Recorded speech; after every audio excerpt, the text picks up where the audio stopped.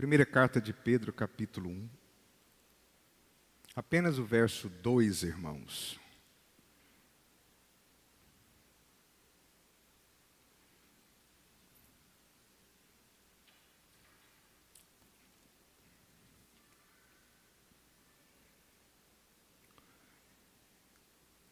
Eleitos segundo a presciência de Deus Pai,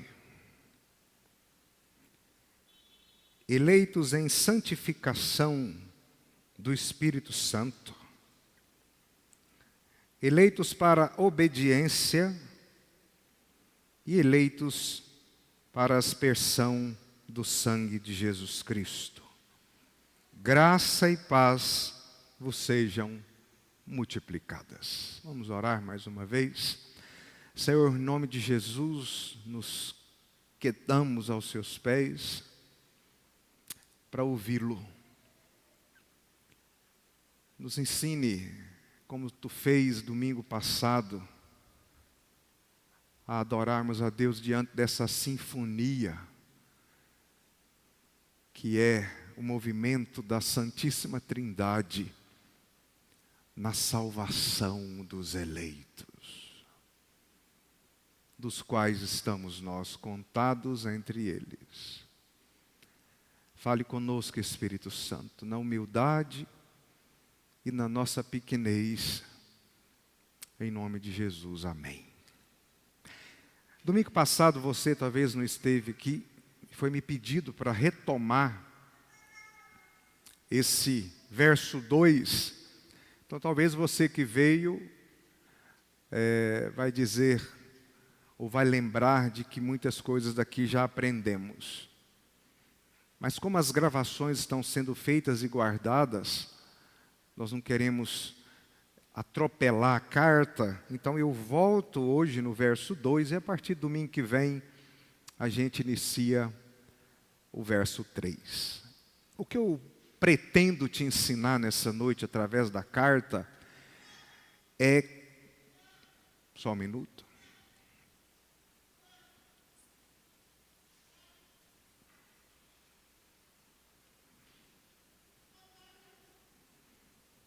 Se você lembrar do verso 1, coloca para mim, Ana, por favor.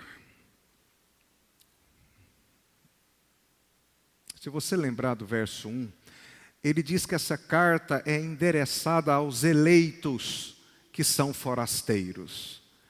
É a eleição que nos faz forasteiros neste mundo.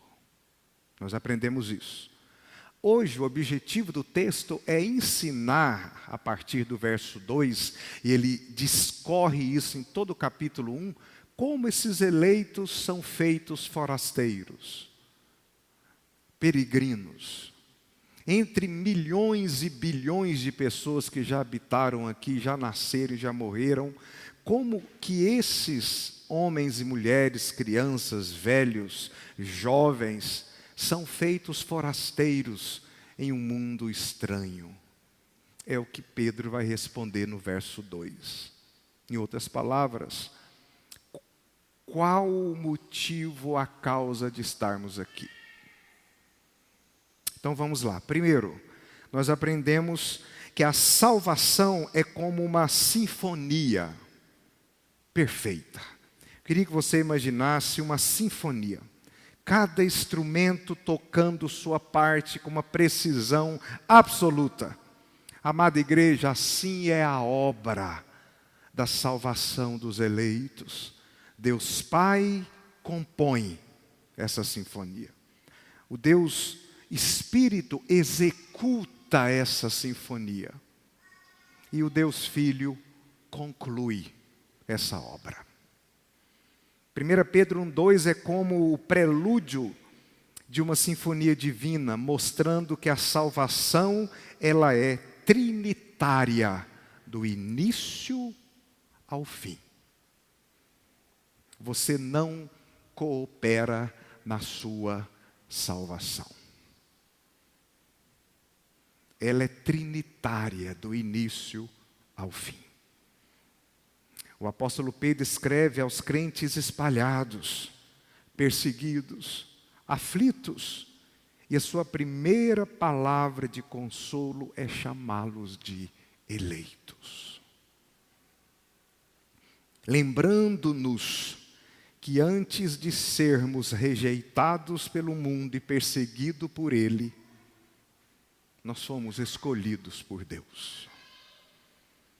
Nós não podemos perder isso de vista.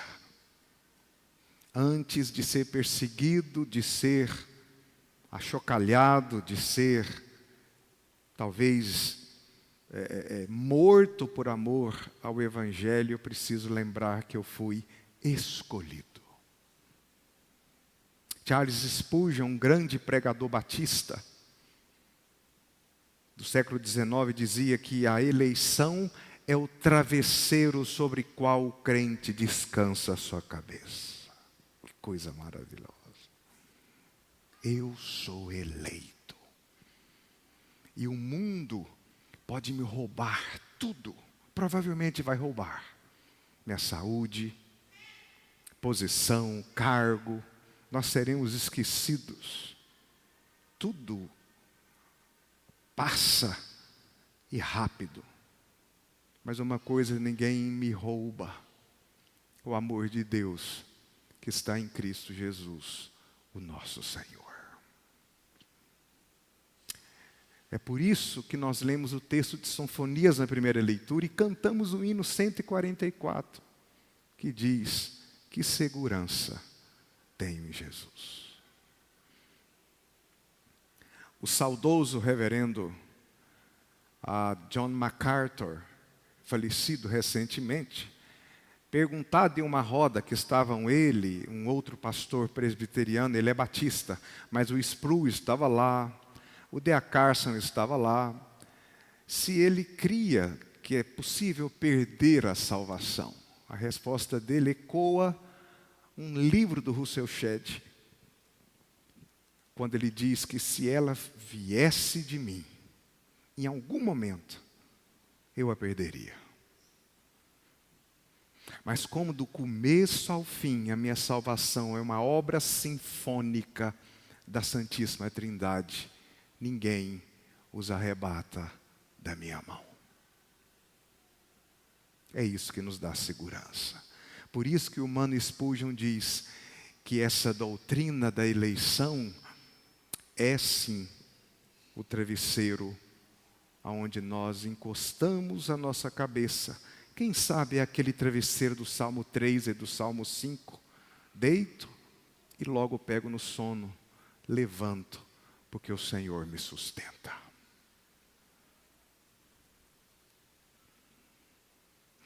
Então, essa sinfonia nos ensina primeiramente aqui o Senhor a compondo, Deus Pai.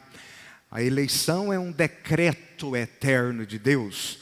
O Senhor nos escolheu antes dos tempos eternos em Cristo, pela santificação do Espírito Santo e pela fé na verdade.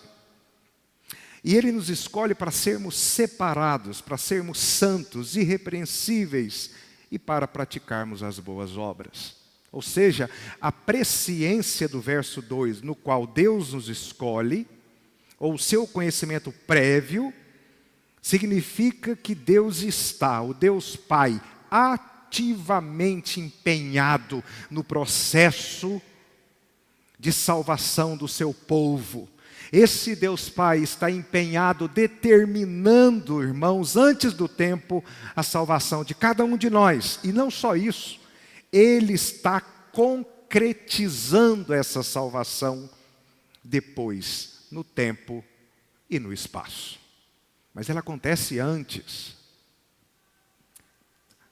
Certo dia o presbítero João Vitor, há muitos anos, logo depois que o pai dele faleceu,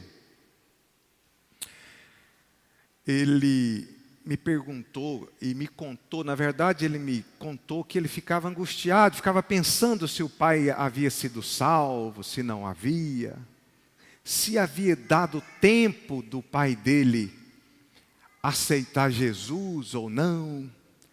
E eu então, ensinando a ele e aprendendo também, eu lembrei que a salvação dos eleitos não acontece no tempo e no espaço. ela acontece antes de existir tempo e espaço. Aquele negócio da gente ficar, será que deu tempo dele aceitar Jesus? Isso é coisa de irmãos que ainda não compreenderam que isso é impossível. Pois é Cristo quem nos escolhe, nos aceita. Então, se o povo dele é escolhido antes de tempo e de espaço, eu posso encostar a minha cabeça no travesseiro da soberania de Deus. Nenhum dos seus eleitos se perderá no tempo e no espaço. Estamos diante de um paradoxo que tem seu fundamento último na responsabilidade de Deus. Por um lado, a nossa salvação depende de nós caminharmos em direção a Deus. Por outro, nós só caminhamos em direção a Ele se Ele nos chamar. João capítulo 10. Eu sou o bom pastor. O bom pastor conhece as suas ovelhas. Eu as conheço e elas conhecem a mim. Eu as chamo pelo nome. Elas me ouvem porque me conhecem. Olha aí, que maravilha isso. Um dia Ele chamou você pelo nome. Quem aqui assiste The Chosen? Ótimo. Uma das cenas mais lindas, eu vou dar spoiler aqui, você me desculpe, é quando Maria de Magdala, ou Maria Madalena, cujo nome ninguém pronunciava. O pai dessa Maria, lá no início do episódio, eles eram judeus, ele deu para ela um textozinho do Antigo Testamento que dizia, Ele te conhece pelo nome. E ela guardou isso na sua infância. E a vida veio com seus percalços, os seus traumas. E ela então acabou numa vida habitada por 7 demônios. E provavelmente se prostituía ou vivia uma vida promíscua, dentre outras coisas. E ela está então de costa, Jesus está de costa em um lugar público. Ela chega.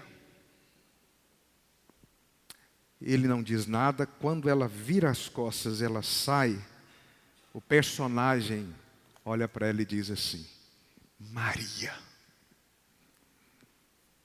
Imediatamente ela lembra do texto bíblico que o seu pai havia dado a ela, que dizia, o Senhor te chama pelo nome.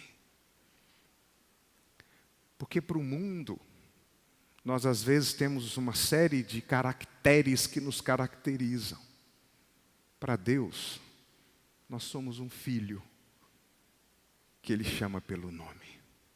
No meio de milhões de estrelas e galáxias e tudo que Ele criou, de seres, Ele te conhece pelo seu nome.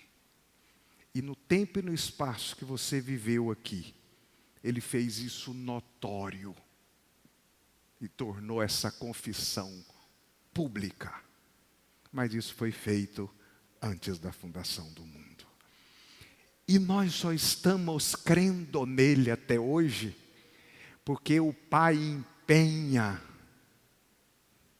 em nos salvar. Todos os dias. Por isso, quando alguém perguntar para você que dia que você se converteu, você diz, olha, eu estou sendo dia após dia convertido à imagem e semelhança de Cristo. A eleição do Pai. Essa eleição tem como a presciência, não sendo uma mera previsão, mas um amor prévio, que gerou um propósito eterno. Ele nos amou, diz o texto, e nos amou até o fim. John Murray, um comentarista do Novo Testamento, fala uma coisa linda com relação a essa eleição, abre aspas, ele diz: a presciência do Deus Pai, olha que lindo, é o amor eletivo com que Ele nos conheceu antes de nascermos. Deus ama o seu povo. Pedro usa o termo presciência no verso 2, prognoses, como sinônimo de plano soberano, e não de uma presciência, é um plano soberano. A partir de um plano soberano, Ele nos elegeu porque Ele nos amou. Pois o que de antemão conheceu, Romanos 18, 29, também os escolheu.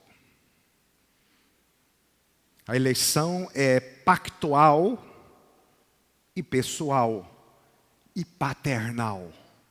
Por isso oramos o Pai Nosso. Somente os eleitos podem chamar Deus de Pai. Isso muda tudo. Se você lembra das exposições de Romanos, aquele texto diz, e não somente isso, mas o próprio Espírito intercede por nós em nossas fraquezas, porque não sabemos orar como convém, mas Ele intercede por nós, pelo qual clamamos, Abba, Pai. Isso muda tudo. Não é um ato frio de um Deus soberano e distante, mas é um plano amoroso de um Pai.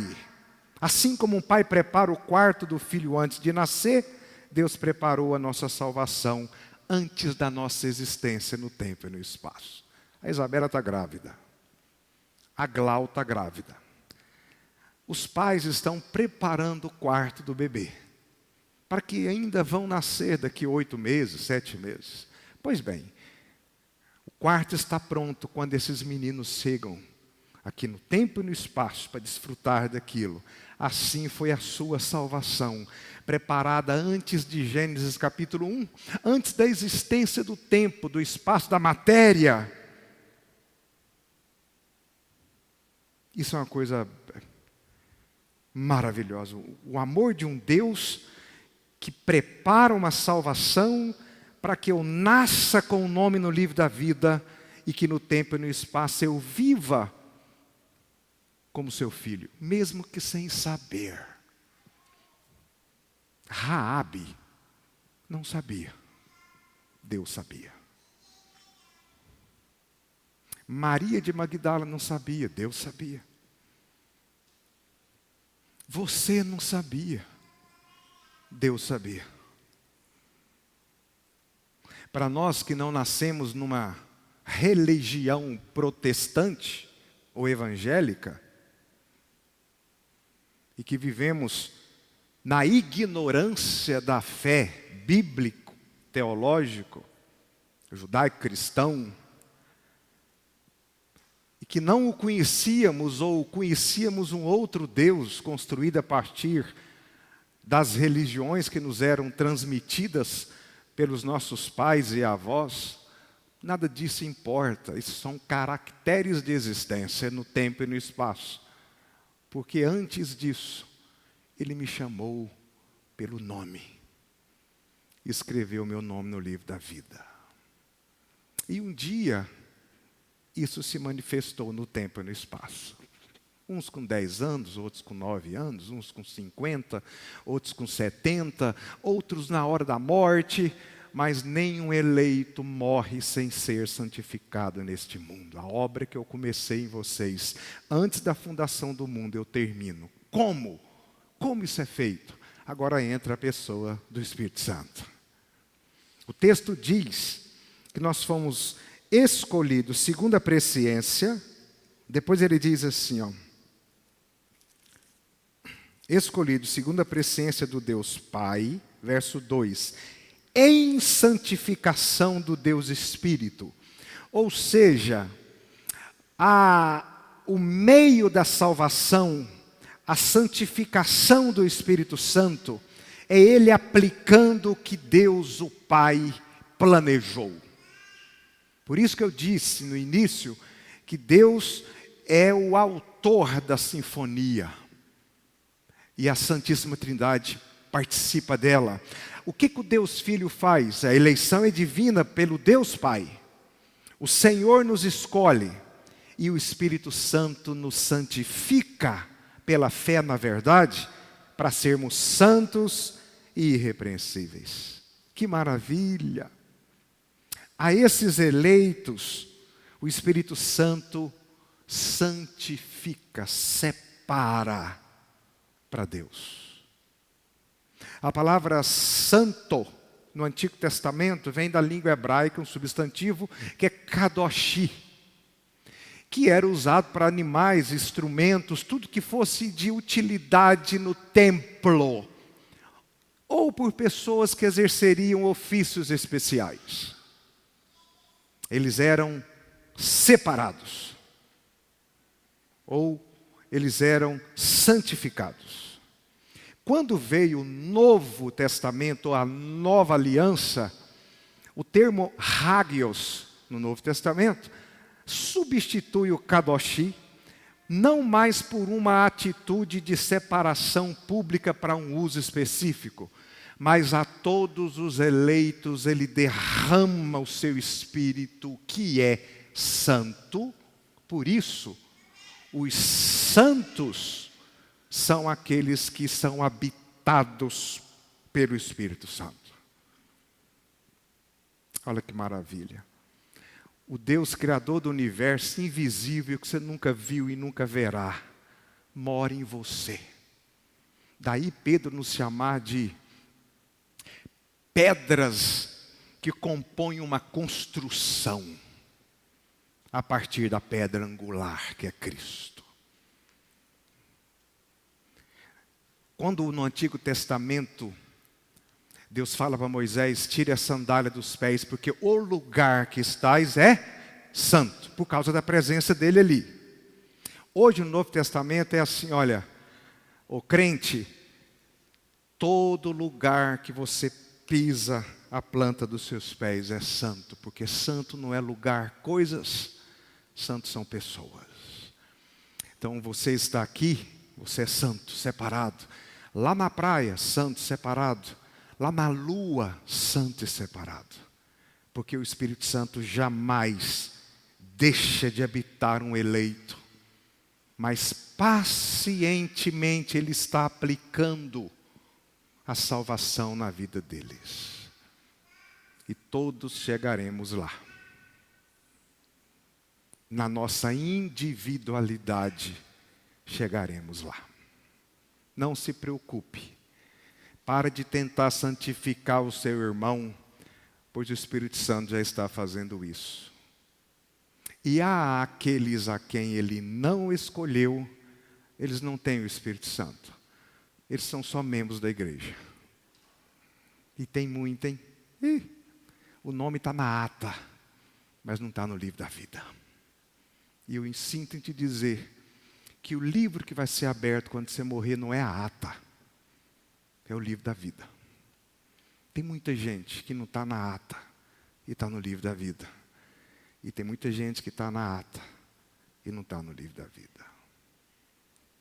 Por isso que quando morre aquele povo que frequentou a igreja, não sei se isso acontece aqui, mas nesses meus quase 30 anos de estrada aí, você está aqui, chega um cabra ou uma mulher. O senhor que é o pastor lá da igreja presbiteriana? Sou eu, sim. Pois é, porque minha tia morreu. E eu posso ajudar no quê? Não, ela frequentou lá em 1979, mais ou menos. Foi da SAR, foi muito atuante. Até 80, 81, depois já saiu. E a gente quer que o senhor vá lá fazer o culto fúnebre. Culto fúnebre? O que é culto fúnebre? Vocês sabem o que é um culto fúnebre de um protestante? É um culto em o quê? Ação de graças pela vida de um servo de Deus que o serviu em vida. e que agora nós cremos que Deus o recebeu em glória. E a igreja então canta a esperança da ressurreição. Por isso que para membro de igreja o culto fúnebre é um teatro. A gente pode até, eu não faço isso.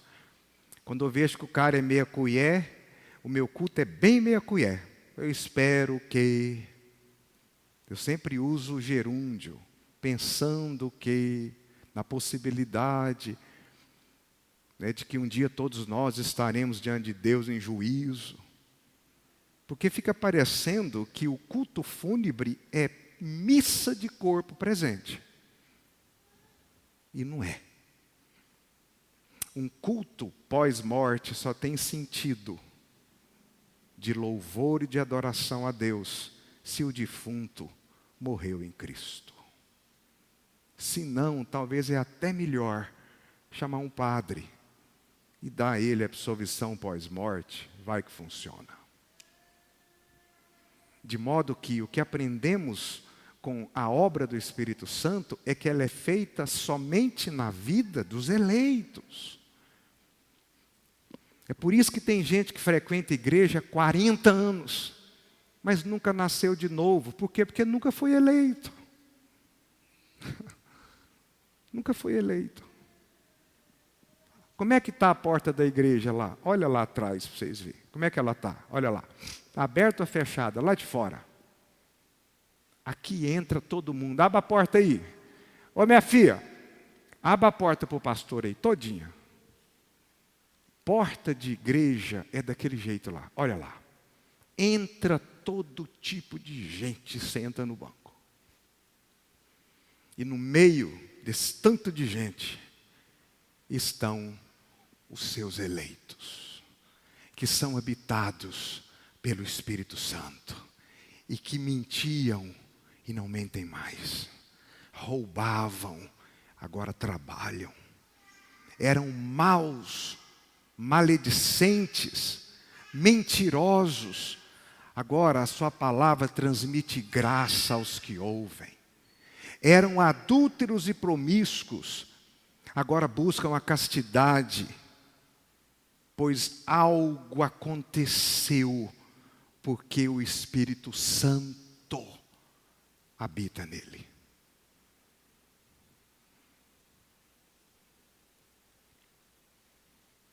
Em terceiro, a esses aonde o Espírito Santo trabalha, o Deus Filho, Jesus. O Espírito Santo é o artífice da criação nova. O Espírito Santo não é apenas o que nos convence. O Espírito Santo nos conquista. Dr. Martin Lloyd Jones. Ele não só me convence, mas ele me conquista. O Espírito Santo não só separa a minha vida para Deus, mas ele me conforma à imagem de Cristo. Assim como o escultor vê a pedra de mármore e ele vai retirando os excessos até revelar a beleza da sua obra, o Espírito Santo trabalha nos eleitos, removendo, colocando, tirando o que não se parece com Cristo. E aí chega Cristo.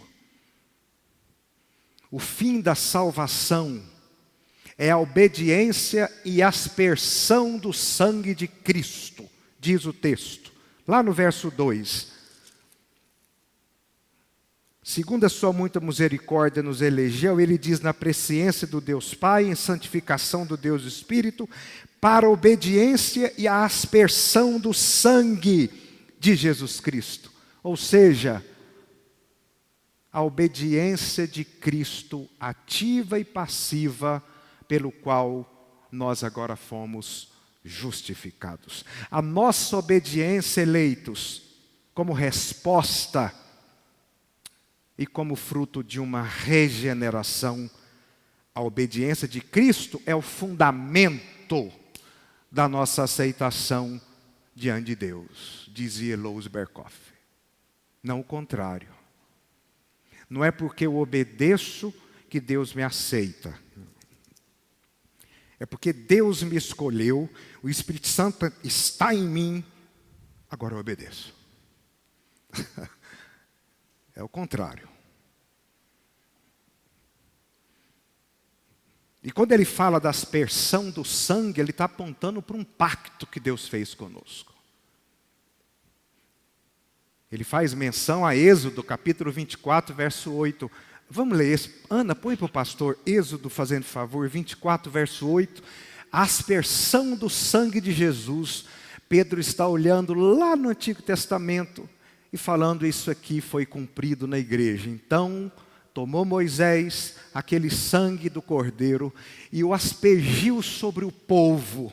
E disse, eis aqui o sangue da aliança que o Senhor fez convosco a respeito de todas essas palavras.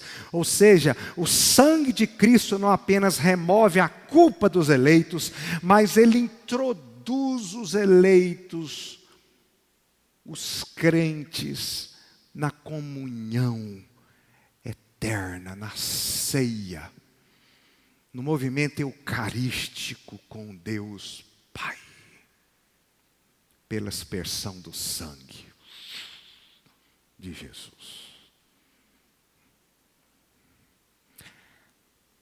A musiquinha da Luísa, eu fiquei alvo como a neve, porque o sangue dele não só lida com a minha culpa, mas ele me introduz num pacto de comunhão e de aceitação do Senhor.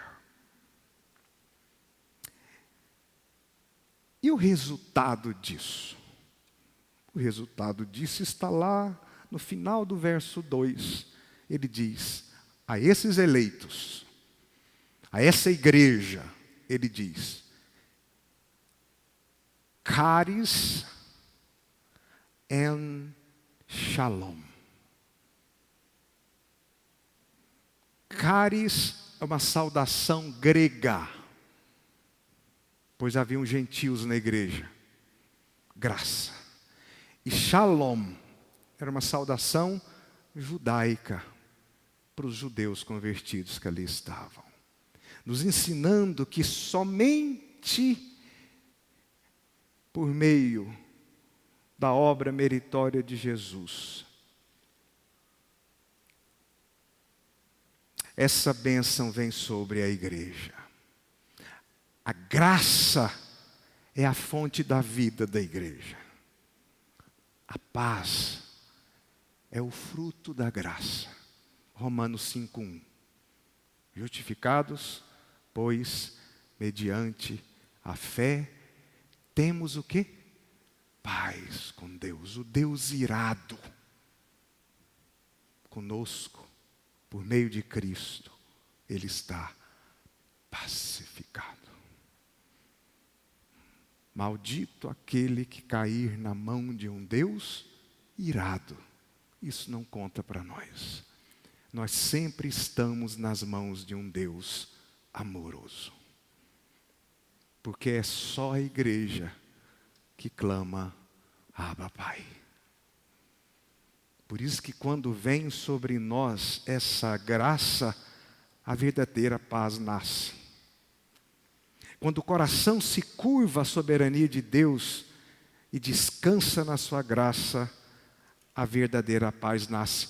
A inimizade é desfeita. E agora, ainda que pecador e miserável, eu me aproximo no trono da graça, a fim de receber graça e misericórdia em ocasião oportuna. Eu não vou ser consumido pela santidade dele, porque quando ele me olha, ele vê Jesus, o meu substituto. Por isso, habitamos em paz, em aliança eterna. Louvado seja o nome de Cristo, que na cruz pacificou um Deus irado, de um povo que esse Deus escolheu. Aplicação. Pedro ensina então que o Pai planeja essa sinfonia e esse movimento trinitariano, o Espírito Santo aplica na igreja e Jesus conquista na cruz. Nossa segurança, amada igreja, não está em nós, mas no Deus triuno, Pai, Filho e Espírito Santo. Do Pai por meio do Filho no poder do Espírito. Essa é a economia da graça, como dizia o mestre Hermann Bavinck. Do Pai veio por meio do Filho e pelo poder do Espírito Santo. Agora tem algumas aplicações pastorais. Primeiro, crente em meio à perseguição, dúvida, sofrimento. Se você está assim, lembre-se, se você é eleito, você é separado e você é aspergido. Você está alvo como a neve. Por isso que quando chegarmos lá, não seremos consumidos. Não é por nós, é pelo que Ele já fez. Lembre-se que Ele só pode se relacionar conosco por meio de aliança. Porque Ele é um Deus santo. Ele resolveu isso. Que segurança. Segundo, nada pode quebrar esse elo trinitário da sua salvação. Nada. Se você brincar com Ele, Ele te disciplina como um pai. Mas jamais Ele te perde. O filho estava pródigo, mas nunca deixou de ser filho. Lembre-se disso. João Calvino dizia com relação a isso: os eleitos são guardados não por força, mas pela fidelidade, lealdade do Deus que os escolheu. E eu faço um apelo, que vocês adorem, como diz o profeta Sofonias, cantem, ó filha de Sião. Adorem o Deus triuno. Vivam em santidade e descansem na eleição. Em outras palavras, morram em paz, porque nem a morte pode nos separar do amor de Deus que está em Cristo Jesus. Que segurança tenho em Jesus, pois nele gozo, paz, vida e luz. Com Cristo herdeiro, Deus me aceitou, mediante o Filho que me salvou. Agora você vai entender o verso 3. Olha como que ele começa o verso 3. Isso é para domingo que vem. Olha lá, põe lá para nós, Ana. Vamos dar só um espólio. A hora que ele fala isso, ele canta. Olha o que ele diz. Bendito Deus e Pai do nosso Senhor Jesus Cristo, que segundo a sua muita misericórdia, nos regenerou por uma esperança viva, mediante a ressurreição de Jesus Cristo dentre os mortos. Aqui ele explode em gratidão. Domingo que vem nós vamos ver isso aí, você não pode perder. Fique de pé.